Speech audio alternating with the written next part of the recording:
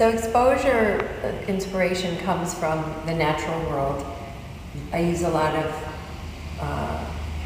organic, natural images running through my work. And this leaf is standing up tall and straight, yet it's very fragile and frail.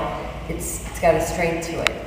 And it's about being exposed and being vulnerable, but yet still finding that inner strength that maybe you didn't even know you had, because you do look frail, but it's in there, and being able to weather that and hold your head up and face it and get through it. There's a quote that Robert Frost said, the only way out is through it, and it's kind of what this reminds me of, is sort of going through the fire, coming on the other side, and realizing the strength that you had.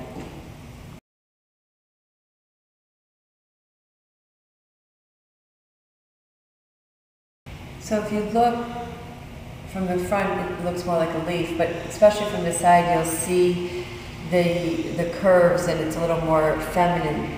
And it speaks to the universality of these emotions, and how, whether men or women, we all have these feelings of vulnerability and finding that inner strength to move forward.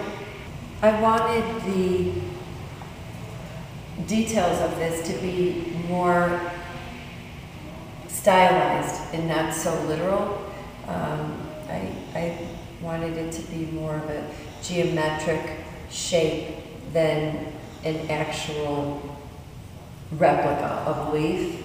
I like that idea of the feminine and the masculine, the hard and the soft. So you've got these really curvy, sensual shapes, but then inside you've got these really strong, hard-edged cuts.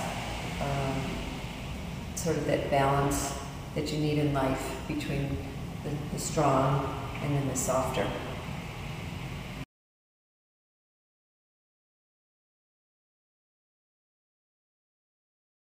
When I first started making the piece, I built an armature to support it, and then covered the wire in clay, just the outside, and then did the veining.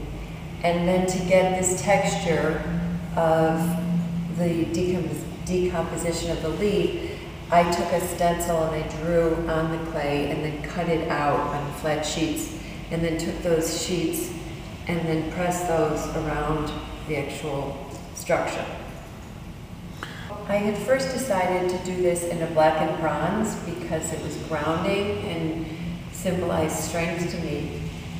But as the piece began to unfold, and it sort of took on these almost arms or wings and had more of an ethereal feeling, I decided I also wanted to do the piece in a polished stainless steel, because it had this almost angelic quality to it, and I thought that the light and reflectivity of this polished stainless steel would work really well.